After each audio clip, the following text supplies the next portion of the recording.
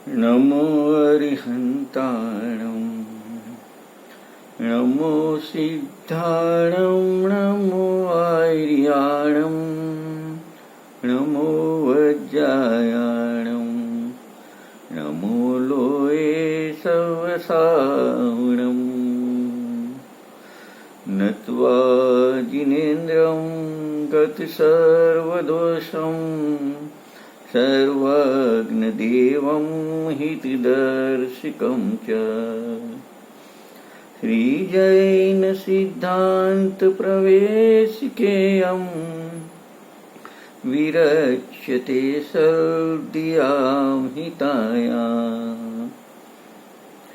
આદરણીય પંડિત શ્રી ગોપાલદાસજી બરિયાકૃત લઘુ જૈન સિદ્ધાંત પ્રવેશિકા ઉપર ત્રીજા અધ્યાયનો સ્વાધ્યાય ચાલે છે.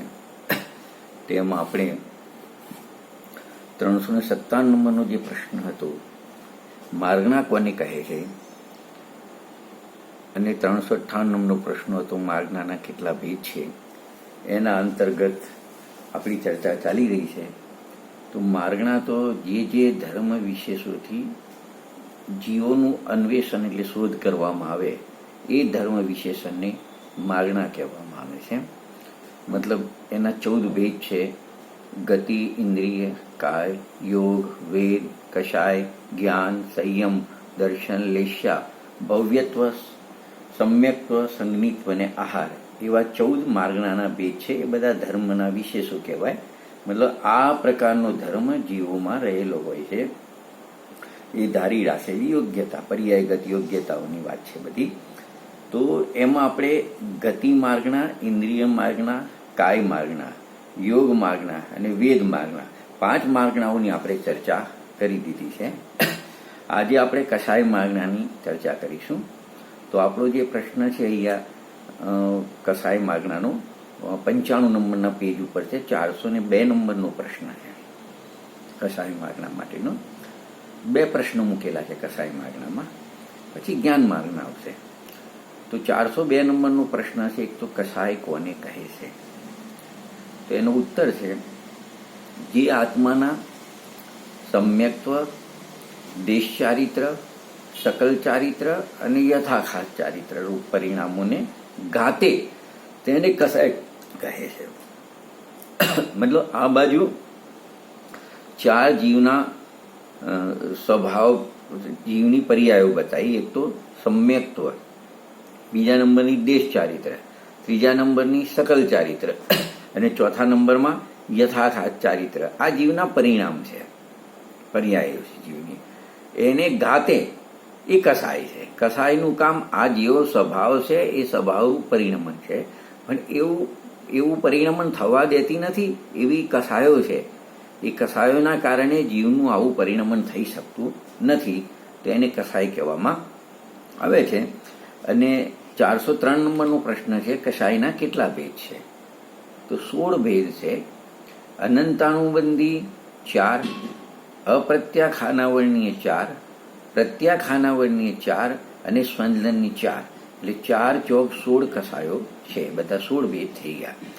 એટલે આમાં આપણે જોઈ શકીએ કે અહીંયા જે પહેલો 4 કષાયો છે અનંતાનુબંધી, અને 4 એટલે ચોકડી કહેવાય. ક્રોધ, માન, માયા, લોભ, એ 4 છે.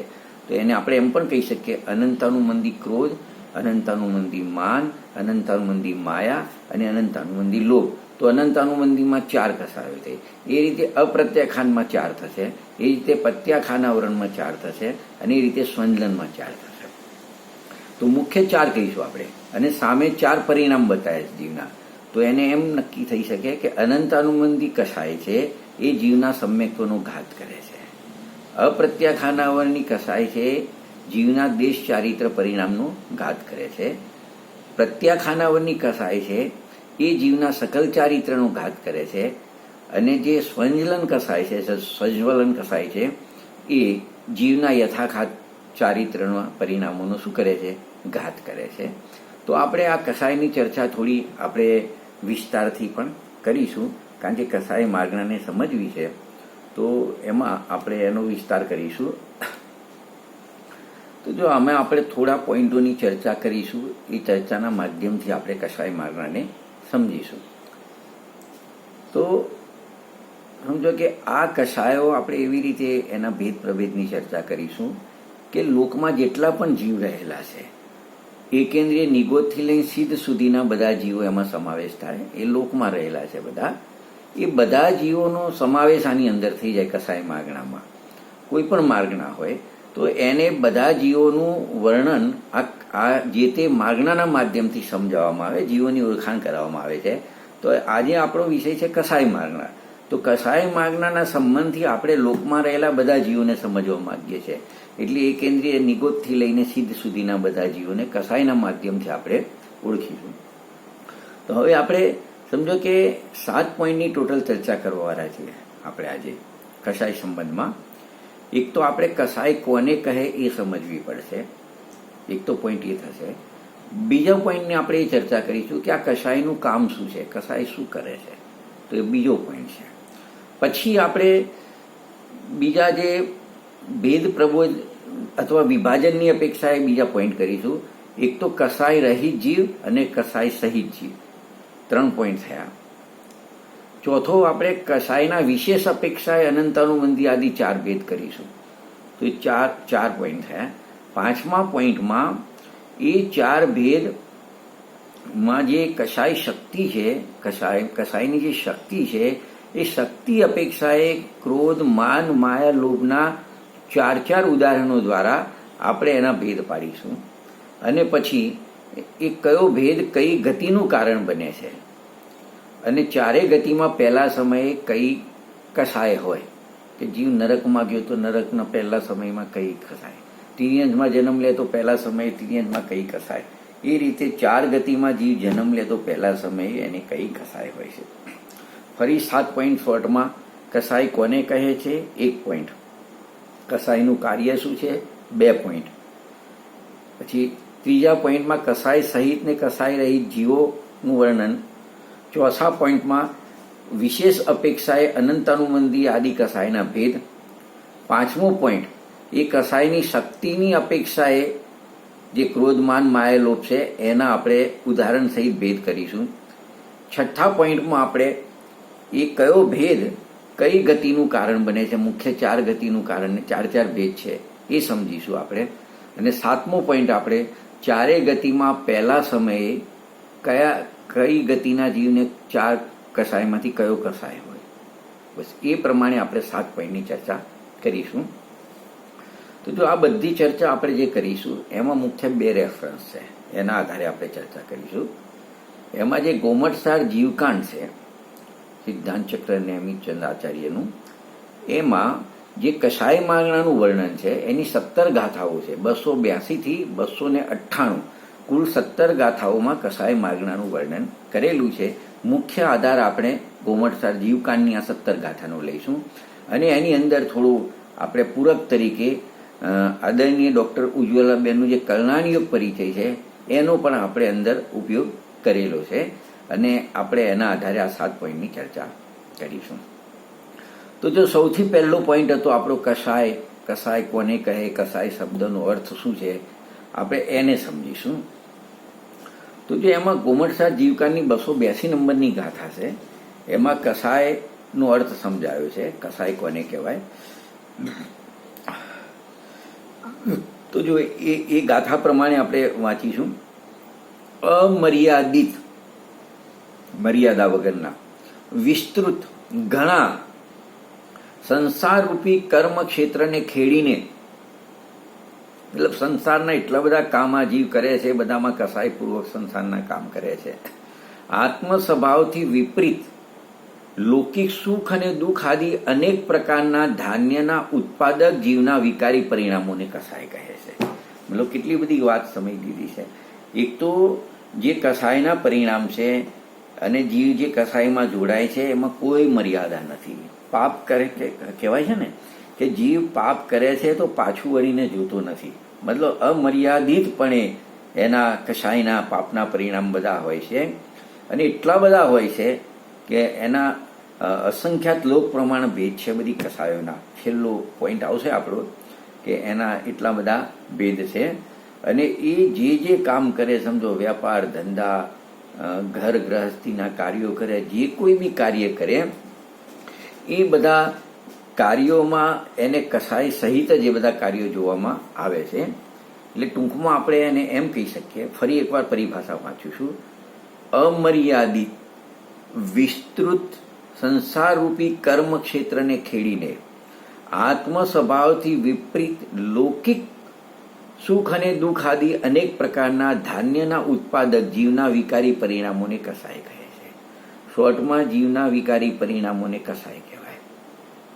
એમાં લૌકિક સુખ દુઃખનો આધાર છે. એ પરિણામોમાં એ આત્મ સ્વભાવથી વિપરીત છે. એમાં આત્મિક સુખ કોઈ પણ પ્રકારનું હોતું નથી. અને એ અમર્યાદિતપણે વિસ્તૃત સંસારરૂપી કાર્યક્ષેત્ર, મતલબ એનું ક્ષેત્ર, આ પરિણામોનું ક્ષેત્ર જોઈએ, મતલબ તો કોઈ જગ્યાએ બાકી નથી કે એ નિમિત્તે એને કસાયો રૂપ પરિણમન ના થતું હોય. એટલે ટૂંકમાં એને એટલું કહી શકાય કે આત્માના ભાન વગર જેટલા પણ વેપાર ધંધા ઘર ગૃહસ્થી આદિના નિમિત્તે અમર્યાદિતપણે જીવને જે મોહ રાગ દેશ બધા પરિણામ થાય છે, એ બધાનું એક નામ શું છે? કસાય છે. એ બધાનું એક નામ કસાય છે. બીજો, આચાર્યદેવે એક કસતિતિ શબ્દ વાપર્યો છે. કસતિતિ એટલે જે આત્માને કસે અર્થાત દુઃખ આપે એને કસાય કહેવામાં આવે છે. એટલે આ જેટલા બધા પરિણામ છે એ આત્માને દુઃખી કરવાવાળા છે, આત્માને આકુળ વ્યાકુળ કરવાવાળા છે, આત્માને કસવાવાળા પરિણામ છે. એ બધા કસાયના પરિણામ આ પ્રકારના હોય છે. આ એનું કાર્ય છે. તો આપણે 2 પોઈન્ટની ચર્ચા કરીએ. કસાય કોને કહેવાય ને કસાયનું કાર્ય શું છે? કે આત્માને કસે છે, દુઃખ આપે છે, આકુળ વ્યાકુળ કરે છે. એ બધા એનું કસાયનું કામ છે. હવે ત્રીજો પોઈન્ટ છે આપણો, જેની ચર્ચા આપણે કરવા માંગીએ છીએ કે આ કસાય માર્ગના છે એના 2 ભેદ પાડીશું આપણે. બે પ્રકારે વિભાજન કરીશું કસાયનું.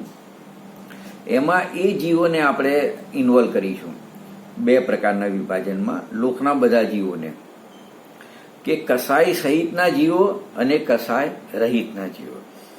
તો લોકમાં રહેલા જીવોની અપેક્ષાએ કસાયનું 2 પ્રકારે વિભાજન કરીશું અને 2 પ્રકારના જીવોની આપણે ચર્ચા કરીશું.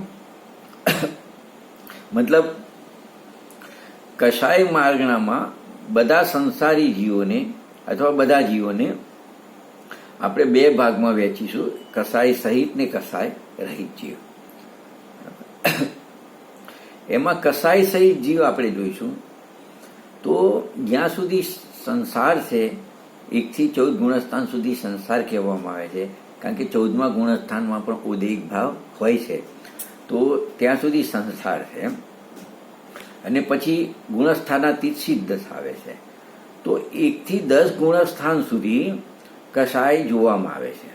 10માંથી ઉપરના ગુણસ્થાનો 11, 12, 13, 14 છે એમાં કસાય હોતો નથી. અને સિદ્ધ ભગવાનને તો કસાયનો પ્રશ્ન જ નથી, કારણ કે 1 થી 10 ગુણસ્થાન સુધી જ કસાય છે.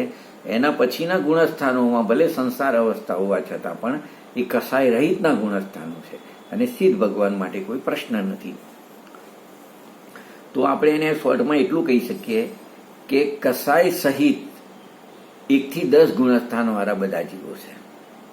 અને કસાય રહિત જીવો 11મું, 12મું, 13મું ને 14મા ગુણસ્થાન સુધીના જે બધા જીવો છે એ બધા જીવો કસાયથી રહિત પૂર્ણ વિતરાગી છે. અને ગુણસ્થાનાતીત સિદ્ધ ભગવાન પણ કસાયથી રહિત છે. આ કસાયો જે 1 થી 10 ગુણસ્થાનમાં કીધું એ કસાય સહિત જીવો હોય છે. એ ક્રોધવાળા, માનવાળા, માયાવાળા અને લોભવાળા હોય છે. મતલબ એ કસાયને આપણે અલગ રીતે જોઈએ તો ક્રોધવાળા, માનવાળા, માયાવાળા અને લોભવાળા જીવો જોવામાં આવે છે. પછી આપણે એક બીજી રીતે થોડો વિચાર કરીએ કે એકેન્દ્રિયથી લઈને પંચેન્દ્રિય સુધીના જીવોમાં આ 4 પ્રકાર ક્રોધાદિ, ક્રોધ, માન, માયાલોભ 4 કસાય જોવામાં આવે છે.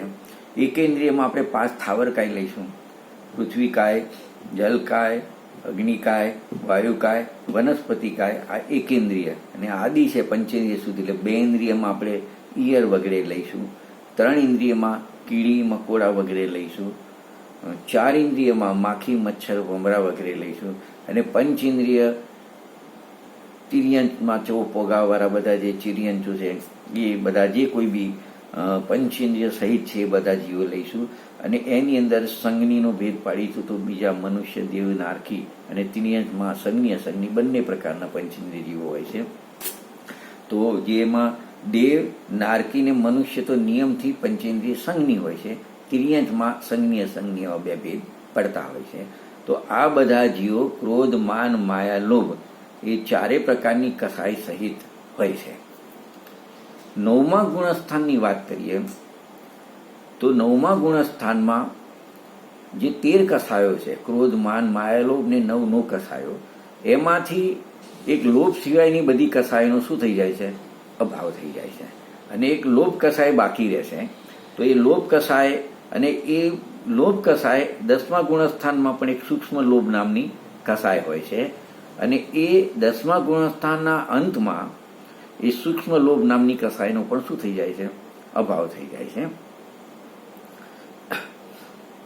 એટલે હવે આપણે સામાન્ય અપેક્ષાએ જે આપણે કસાય એવું શબ્દ નામ આપ્યું, પણ એના વિશેષપણે જાતિ અપેક્ષાએ આપણે એના 4 ભેદ કરી શકીએ, જે આપણે પ્રશ્નમાં પણ હતા. અનંતાનુબંધી, અપ્રત્યાખાનાવરણ, પ્રત્યાખાનાવરણ અને સંજ્વલન. એ વિશેષ અપેક્ષાએ જાતિ ભેદથી આપણે એના 4 ભેદ કરી શકાય.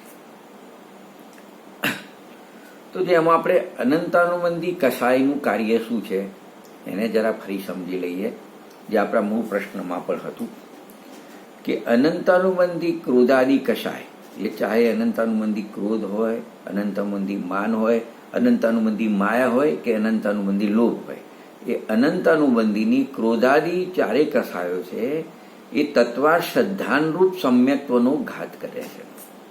મતલબ સમજો કે જ્યાં સુધી એનો ઉદય હોય ત્યાં સુધી તત્વાર શ્રદ્ધાનરૂપ સમ્યક દર્શન થવાનો પ્રશ્ન નથી.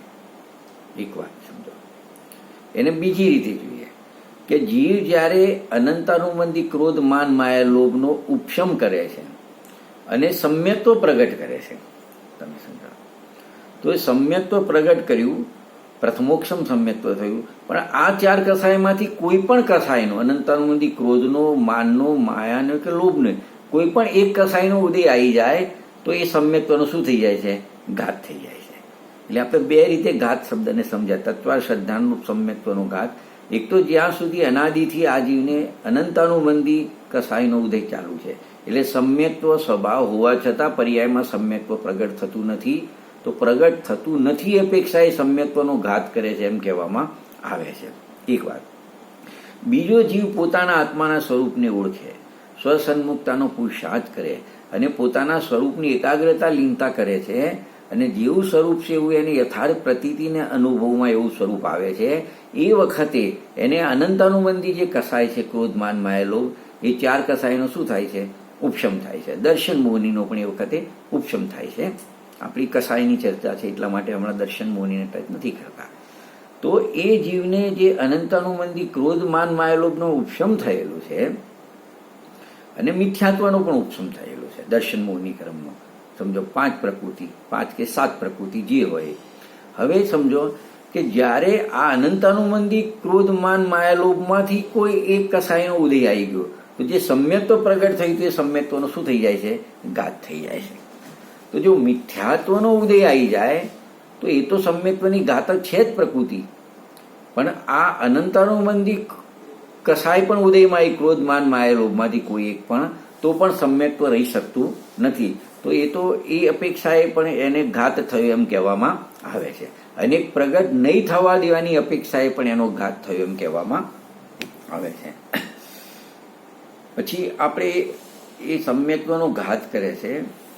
અને બીજું કે આ અનંતાનુબંધી કસાયનો સંબંધ જે અનંત સંસ્થાનું કારણ મિથ્યાત્વ છે એની સાથે છે. મતલબ જ્યારે મિથ્યાત્વનો ઉદય હોય ત્યારે અનંતાનુબંધી ક્રોધ, માન, માયા, લોભનો ઉદય ચાલે છે. જ્યારે મિથ્યાત્વનો ઉપશમ થાય તો એની સાથે આ અનંતાનુબંધી ક્રોધ, માન, માયા, લોભનો પણ શું થાય છે? ઉપશમ થાય છે. સાથે એટલે જ્યારે મિથ્યાત્વના અભાવમાં સમ્યક્ત હોય ત્યારે અનંતાનુબંધી ક્રોધ માન માયા લોભનો પણ શું હોય છે? ઉપશમ હોય છે.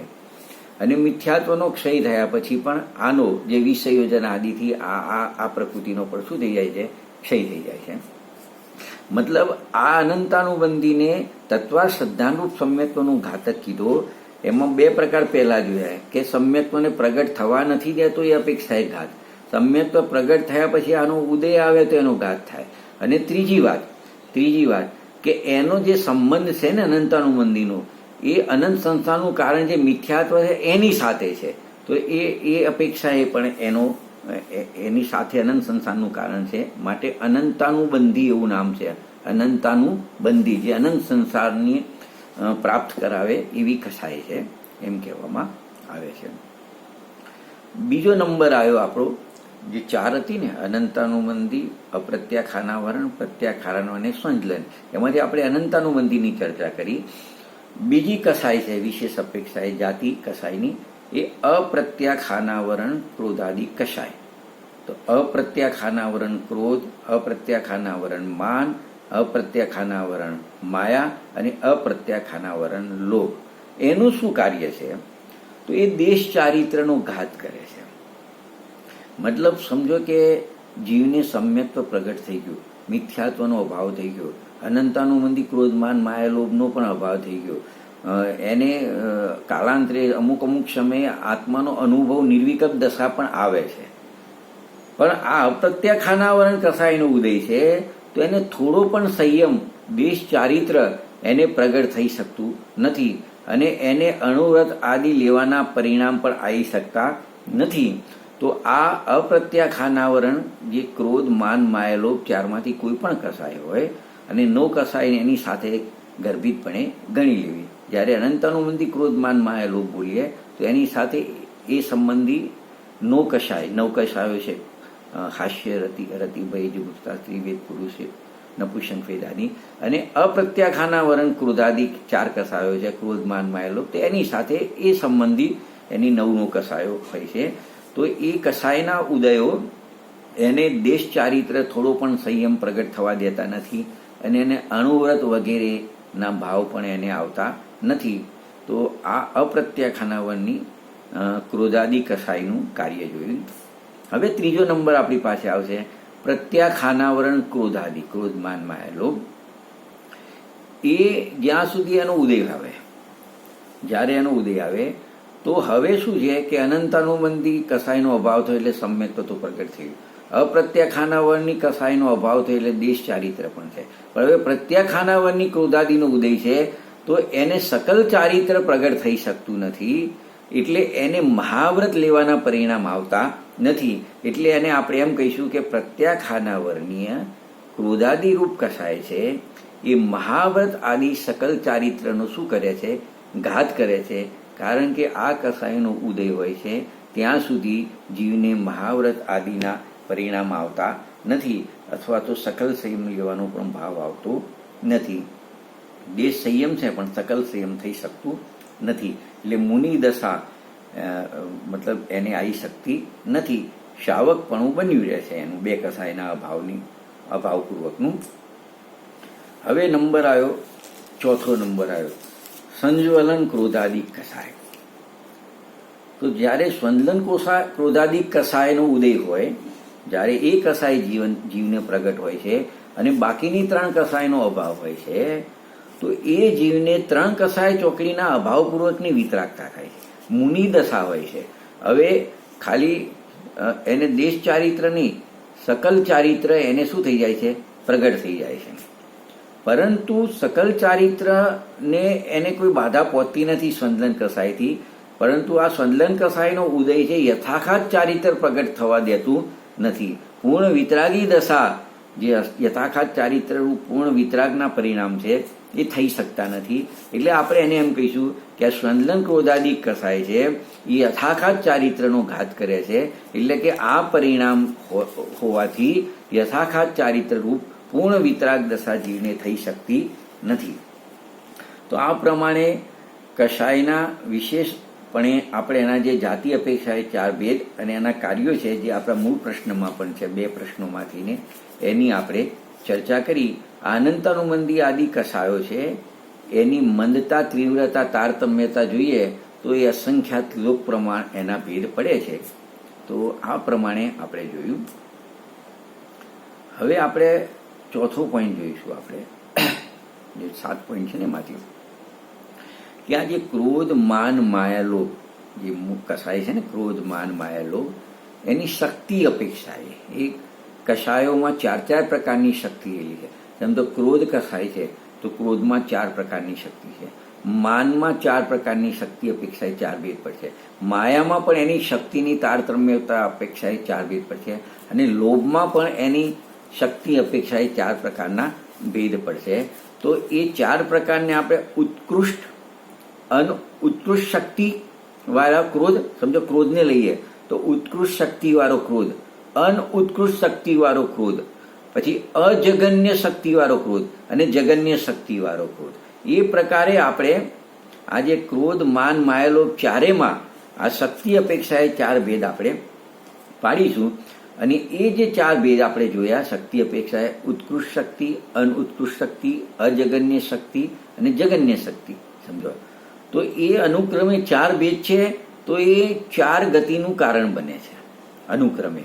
મતલબ જ્યારે ઉત્કૃષ્ટ ક્રોધ હશે તો નરક ગતિનું કારણ બનશે, અનઉત્કૃષ્ટ ક્રોધ છે તો તિર્યક ગતિનું કારણ બને છે, અજગન્ય ક્રોધ છે એ મનુષ્ય ગતિનું કારણ બને, અને જગન્ય ક્રોધ છે એ દેવ ગતિનું કારણ બને છે.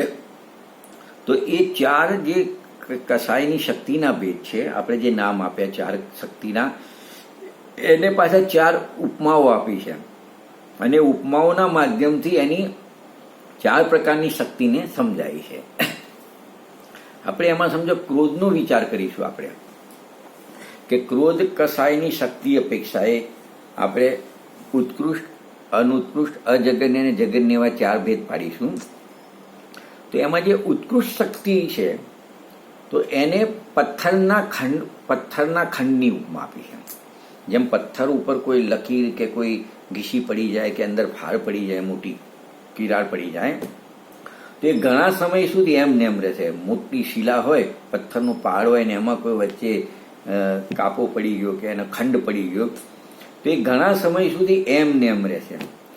તો આવા પથ્થરના ખંડ સમાન જે ઉત્કૃષ્ટ શક્તિવાળો ક્રોધ છે એ ઘણા કાળ સુધી ક્ષમાને પ્રાપ્ત થતો નથી.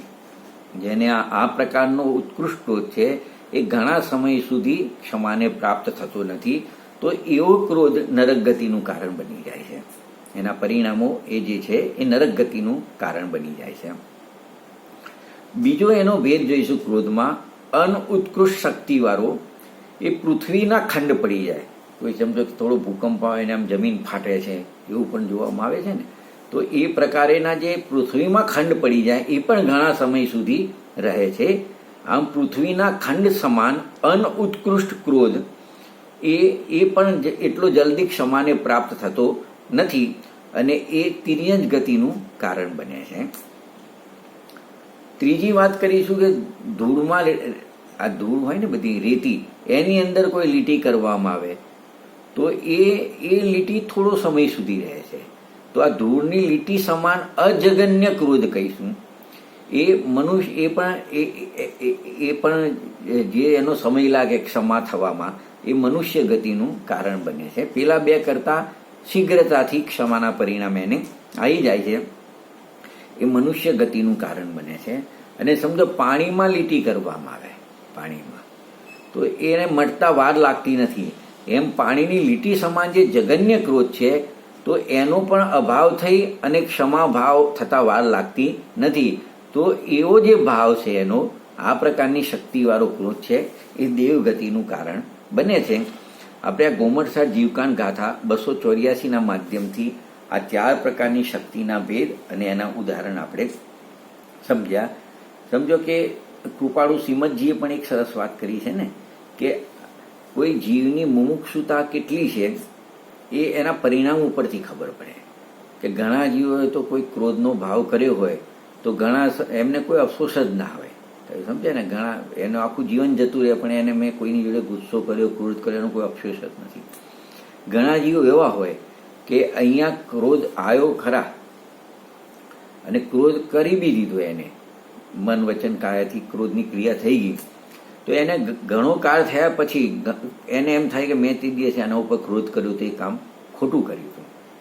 ઘણાને ક્રોધ થાય તો અહીંયાથી નીકળે ક્રોધના પરિણામ મન વચન કાયથી, પણ તરત જ એ ક્ષમાના ભાવને પ્રાપ્ત કરે કે આ ખોટું કામ થઈ ગયું, મારે આવો ક્રોધ ના કરવો જોઈએ. અને ઘણાને મનમાં તો ક્રોધ આવ્યો હોય પણ વચન કે કાયા દ્વારા પ્રગટ કરતા નથી, તો એટલું જલ્દી ક્રોધ ઉપર વિજય મેળવી લે છે.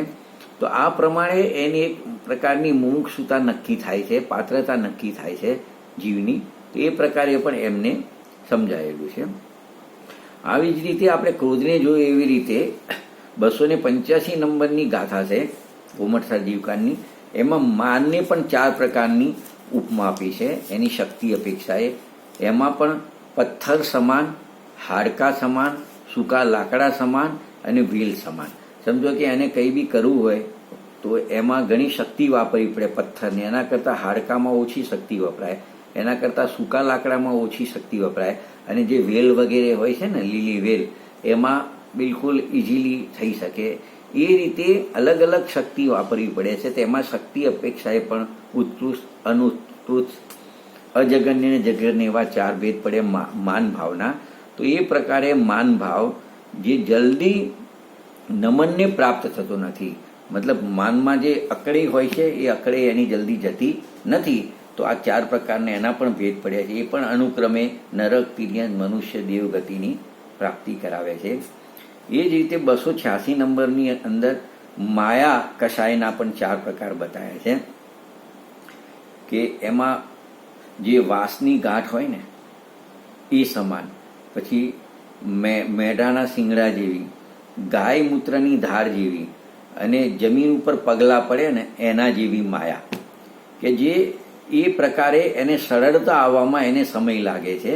એ પ્રકારે એની માયાની શક્તિ બતાવી છે. અને એ 4 ભાવ પણ અનુક્રમે મનુષ્ય, નરક, તિર્યંત, મનુષ્ય અને દેવગતિનું કારણ બને છે 286 નંબર પ્રમાણે. અને 287 નંબરની ગાથામાં અંતિમ લોભના 4 પ્રકાર બતાવ્યા છે. તો એમાં પણ ક્રિમીજી રંગ સમાન લોભ, પછી ગાડાના પૈડામાં લાગેલો મેલ, જે ગાડા વગેરે પહેલાં ચાલતા એના પૈડામાં, પછી શરીર ઉપર લાગેલો મેલ, અને હળદરનો રંગ, જે હાથમાં હળદર લીધું એને એનો જે રંગ લાગે, તો એ કેવી રીતે દૂર થાય છે? તો એ લોભ જે એનો કેટલો જલ્દી અભાવ થાય છે, લોભનો અભાવ, એ પ્રમાણે એ પણ એની શક્તિ અપેક્ષાએ 4 ગતિના અનુક્રમે નરક, તિર્યંત, મનુષ્ય અને દેવ એવા 4 ભેદ પડે છે. બીજું કે એને જે આ ગતિબંધ પડે છે, તો આ જ 4 પ્રકારે એ ગતિ સંબંધી આયુનો બી બંધ પડે, અને ગત્યાનું પૂર્વકર્મનું પણ એની સાથે બંધ પડતો હોય છે. હવે આપણે જોઈશું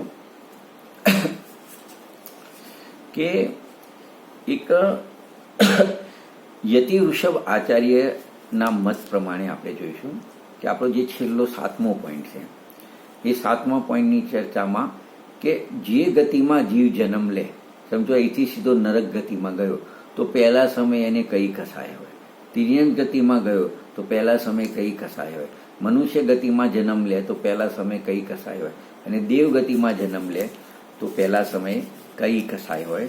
તો એમને એ પ્રકારે 288 નંબર છે ગોમટસા જીવકાની, એની ગાથામાં એમને લખ્યું છે કે નરક ગતિમાં જીવ ઉત્પન્ન થાય તો ઉત્પન્ન થાય એના પહેલા સમયમાં નિયમથી ક્રોધનો ભાવ હોય, તિર્યંત ગતિમાં માયાનો ભાવ હોય, મનુષ્ય ગતિમાં માનનો ભાવ હોય, અને દેવ ગતિમાં લોભનો ભાવ હોય છે પહેલા સમયે.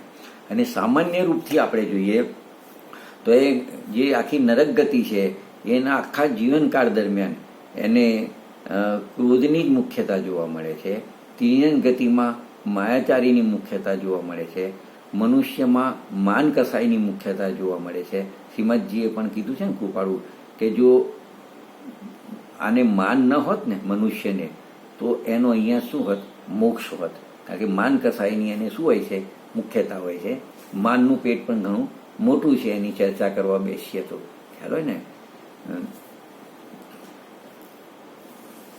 તો એ પ્રમાણે દેવગતિમાં લોભની, બધા વિષય ભોગને ભોગવવાની ઈચ્છા, એની મુખ્યતા ત્યાં દેવગતિમાં લોભની મુખ્યતા વધારે જોવામાં આવે છે. આ પ્રમાણે આપણે કસાય માર્ગણાની ચર્ચા કરી. હવે આપણે જ્ઞાન માર્ગણાનો જે પ્રશ્ન છે એ આપણે જોઈશું. 404 નંબરનો એક પ્રશ્ન છે કે જ્ઞાન માર્ગણાના કેટલા ભેદ છે. 404 નંબરનો પ્રશ્ન, એનો ઉત્તર છે મતિ, શ્રુત, અવધિ, મનપર્ય, કેવળ તથા કુમતિ, કુશ્રુત ને કુઅવધિ. બસ આ જ્ઞાન માર્ગના ભેદ છે.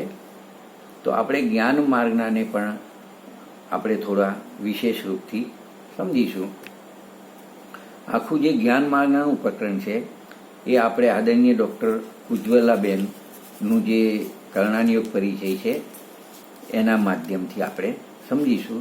ગોમટ સારમાં પણ એની ગાથાઓ છે, એમાં બહુ સૂક્ષ્મ ચર્ચા ડિટેલિંગ કરેલી છે. ક્યારે એ પ્રકારેનો ટાઈમ હોય તો આપણે એના માધ્યમથી પણ આપણે એને સમજી શકીએ. તો જો આ જ્ઞાન માર્ગણાનું કામ જ એક છે કે દરેક જીવનું અન્વેષણ એટલે શોધ કરવી. મતલબ લોકમાં રહેલા બધા જીવોને આપણે એ જે તે માર્ગના માધ્યમથી આપણે નક્કી કરવા જીવોને. તો બધા જ જીવો જે છે એ એની અંદર આવી જશે. અને જ્ઞાન માર્ગના માટે તો સામાન્ય રૂપથી આપણે જોઈશું કે જ્ઞાન વગરનો તો કોઈ જીવ હોતો જ નથી. કારણ કે જ્ઞાન એ શું છે, એનો સ્વભાવ છે. જ્ઞાન એ આત્માનો, જીવનો શું છે, સ્વભાવ છે. અને જગતનો કોઈ પણ પદાર્થ હોય એ પોતાના સ્વભાવ વગર ક્યારે રહી શકતો નથી. અથવા તો આપણે એમ કહી શકીએ સ્વભાવ જ એને કહેવાય કે જેનો ક્યારે અભાવ થાય નહીં. વસ્તુનો જે સ્વભાવ છે એનો ક્યારે નાશ કે અભાવ થતો નથી. તો જ્ઞાન એ દરેક જીવનો સ્વભાવ છે. એટલે જગતનો કોઈ પણ જીવ છે એ જ્ઞાન વગરનો હોતો નથી. હવે આપણે આ જ્ઞાનના માધ્યમથી આપણે બધા જીવોને સમજવા માંગીએ છીએ. તો જ્ઞાનની જે પર્યાયો છે ને, જ્ઞાનની પર્યાયો જે આપણા પ્રશ્નમાં પણ છે, 8 પર્યાયો બતાવી. 5 સમ્યક જ્ઞાનની ને 3 મિથ્યા જ્ઞાનની. તો જે મતિ, શુદ્ધ, અવધિ, મનપર્ય, કેવળ જ્ઞાન, કુમતિ, કુશ્રુત ને કુઅવધિ. તો કયા જીવને કઈ પર્યાય પ્રગટ છે એ અપેક્ષાએ આ જ્ઞાન માર્ગનાનું વિભાજન થશે. મતલબ આ પર્યાયવાળો આવા જીવો, આ પર્યાયવાળા આવા જીવો, આ પર્યાયવાળા આવા જીવો. મતિ શુદ્ધ જ્ઞાનવાળા જીવો, અવધિ જ્ઞાનવાળા જીવો, મનપર્યવાળા જીવો, કેવળ જ્ઞાનની પર્યાયવાળા જીવો, કુમતિ કુશ્રુત વાળા જીવો, કુમતિ કુશ્રુત ને કુઅવધિવાળા જીવો. એમ આ જે પ્રગટ પર્યાયની અપેક્ષાએ જ્ઞાન માર્ગનાનું વિભાજન અથવા એના ભેદો આપણે કરી શકાય ને એ રીતે એને સમજી શકાય. તો આપણે એને એક એકને વારાફરતી સમજીશું કે જે 8 ભેદ લખ્યા હતા પ્રશ્નમાં, ઉત્તરમાં, મતિ, શુદ્ધ, અવધિ, મનપર્ય અને કેવળ જ્ઞાન. તો એ 5 જ્ઞાનની પર્યાય થઈ. એ 5 જ્ઞાન પહેલા તો સમ્યક જ્ઞાન છે. અને બાકીના જે 3 ભેદ લખ્યા હતા, કુમતિ, કુશ્રુત ને કુઅવધિ, એ 3 મિથ્યા જ્ઞાન છે. એટલે પહેલા તો આપણે એક જ્ઞાન માર્ગમાં એક સમ્યક જ્ઞાન ને મિથ્યા જ્ઞાન, 5 સમ્યક જ્ઞાન ને 3 મિથ્યા જ્ઞાન, એવો એક ભાગ પાડી દીધો આપણે.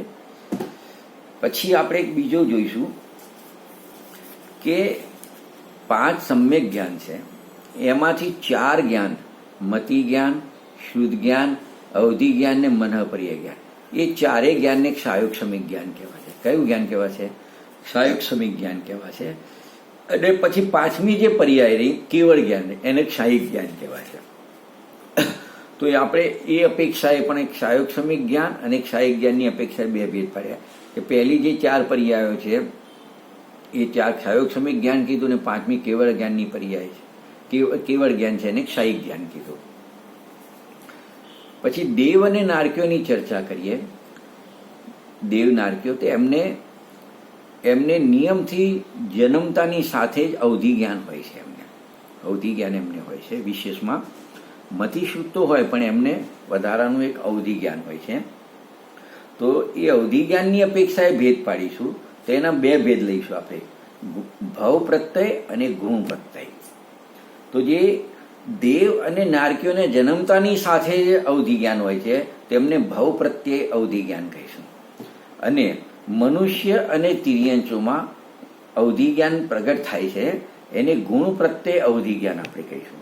તો આપણે એક ભવ પ્રત્યય અવધિ જ્ઞાન અને ગુણ પ્રત્યય અવધિ જ્ઞાન એવા પણ આપણે જ્ઞાન માર્ગણામાં બે ભેદ પાડ્યા. હવે એક બીજી રીતે જોઈએ આપણે કે આપણે 5 સ્થાવર કાય છે, પૃથ્વી, જલ, અગ્નિ, વાયુ, વનસ્પતિ કાય અને ત્રસ કાય આપણે લઈશું. 2 ઇન્દ્રિય, 3 ઇન્દ્રિય, 4 ઇન્દ્રિય, પંચેન્દ્રિય. પંચેન્દ્રિયમાં સંજ્ઞી ને અસંજ્ઞી. તો આપણે જે સ્થાવર કાય 1 ઇન્દ્રિયથી લઈ અને અસંજ્ઞી પંચેન્દ્રિય સુધીના જુદા પાડી દઈશું અને સંજ્ઞી જીવને જુદા પાડી દઈશું. તો આ બાજુ એક નિયમ બનશે કે એકેન્દ્રિયથી લઈ અસંજ્ઞી પંચેન્દ્રિય સુધીના જીવો છે એમને નિયમથી કુમતિ અને કુશ્રુત એ 2 પ્રકારના જ્ઞાન હોય છે. અને અવધિ જ્ઞાનની આપણે ચર્ચા ઉપર કરી લીધી. પછી હવે થોડું ગુણસ્થાનના માધ્યમથી આપણે જોઈશું. ગુણસ્થાનના માધ્યમથી તો પહેલું અને બીજું ગુણસ્થાન છે એ પહેલા ને બીજા ગુણસ્થાનમાં કુમતિ અને કુશ્રુત એ બંને મિથ્યા જ્ઞાન જ હોય છે. અને કુઅવધિ અને વિભંગ જ્ઞાન પણ આ જીવોને હોય છે, એમને પણ હોય છે. પણ આ કુમતિ અને કુશ્રુત બંને મિથ્યા જ્ઞાન એમને હોય છે. પછી ત્રીજા ગુણસ્થાનની વાત કરીએ તો ત્રીજા ગુણસ્થાનમાં મિશ્ર જ્ઞાન હોય છે. મિશ્ર જ્ઞાન ત્રીજું ગુણસ્થાનનું નામ છે સમ્યક મિથ્યાત્વ. એટલે નહીં પૂરું સમ્યક જ્ઞાન, નહીં પૂરું મિથ્યા, એવું સમ્યક મિથ્યાત્વ એવું ત્રીજા ગુણસ્થાનમાં મિશ્ર જ્ઞાન જોવામાં આવે છે. અને એને જાત્યંતર કીધું છે, કોઈ અલગ જ જાતિનું જ્ઞાન, મિશ્ર જ્ઞાન એને કહેવામાં આવે છે. પછી પહેલા બીજાની વાત કરી, ત્રીજા ગુણસ્થાનની વાત કરી. હવે આપણે ચોથા ગુણસ્થાનથી 12મા ગુણસ્થાન સુધીની વાત કરી છે. એ બધા સમ્યક દ્રષ્ટિના ગુણસ્થાન છે, સમ્યકત્વના ગુણસ્થાન છે. તો એ ચોથાથી 12મા ગુણસ્થાન સુધી મતિ અને શુદ્ધ જ્ઞાન હોય છે અને કોઈ જીવોને અવધિ જ્ઞાન પણ જોવામાં આવે છે. પછી આપણે એમાં પાછા ચોથાથી 12મામાં લઈએ આપણે કે છઠ્ઠાથી 12મા ગુણસ્થાન સુધી લઈએ તો એ મુનિરાજના ગુણસ્થાન છે. એ કોના ગુણસ્થાન છે? મુનિરાજના. તો એ મુનિરાજમાંથી કોઈ મુનિરાજને પેલા 3 તો હોઈ શકે છે, મતિ જ્ઞાન, શુદ્ધ જ્ઞાન ને અવધિ જ્ઞાન તો હોઈ શકે છે, પણ આ છઠ્ઠાથી 12મા વચ્ચે રહેલા મુનિરાજને કોઈ મુનિરાજને મનપર્ય જ્ઞાન પણ એમને હોઈ શકે છે. એટલે આ રીતે આપણે જોઈએ તો કોઈ મુનિરાજને 4 જ્ઞાન થઈ ગયા, મતિ જ્ઞાન, શુદ્ધ જ્ઞાન, અવધિ જ્ઞાન અને મનપર્ય જ્ઞાન. 4 પ્રકારના જ્ઞાન થઈ ગયા. હવે વાત આવી 12મા પછીના ગુણસ્થાનની. 13મું ને 14મું ગુણસ્થાન લઈએ તો ત્યાં 4 જ્ઞાન હોઈ શકે છે કોઈ મુનિરાજને. અહીંયા 13મા ને ગુણસ્થાનમાં એક જ જ્ઞાન હોય છે અને જે બાકી રહ્યું એ કેવળ જ્ઞાન હોય છે. એ કેવળ જ્ઞાન પૂર્ણ વિકસિત ક્ષાયિક જ્ઞાન છે, એમાં કોઈ ભેદ હોતા નથી. એ એક જ પ્રકાર, એક ક્ષાયિક જ્ઞાન જ એનું હોય છે. કારણ કે જે ભેદ પ્રભેદ બધા પડ્યા છે ક્ષયોક્ષમ જ્ઞાનમાં પડ્યા છે, ક્ષાયિક જ્ઞાનમાં ભેદ પડતા નથી. ક્ષયોક્ષમ જ્ઞાનમાં જોઈએ તો એના વિષયની અપેક્ષાએ ભેદ પાડી શકાય કે ક્ષયોક્ષમ જ્ઞાનનો વિષય છે તો એ કેટલો છે, કેટલી મર્યાદાવાળો છે. તો એ પ્રમાણે એના વિષયની અપેક્ષાએ એના ક્ષયોક્ષમના અને ક્ષયોક્ષમ આ બાજુ વિષય લો એ અપેક્ષાએ ભેદ પડે. આ બાજુ પ્રગટ જ્ઞાન ક્ષયોક્ષમ છે, કોઈને ઓછું, કોઈને વધારે, કોઈને એનાથી વધારે. સમજો ચક્રવર્તી આદિને ઉત્કૃષ્ટ હોય છે જ્ઞાન, સંજ્ઞી પંચેન્દ્રિય જીવને વધારે હોય છે. સમજો કે જે એનો વિષય બને એ બધું. તો આ પ્રકારે એક તો વિષયની અપેક્ષાએ અને પ્રગટ જે ક્ષયોક્ષમ જ્ઞાન હોય એ અપેક્ષાએ એના કેટલાય ભેદ પ્રભેદ પડે છે. તો આ રીતે આપણે જ્ઞાન માર્ગણાનું વર્ણન જોયું. હવે આગળના વિષયમાં આપણે જે નવી માર્ગણા આવશે, સંયમ માર્ગણા આવશે, તો આપણે સંયમ માર્ગણાનું પ્રકરણ જોઈશું, એને વિસ્તારથી સમજીશું. અહીં આપણે વિરામ લઈએ છીએ. જય જિનેન્દ્ર.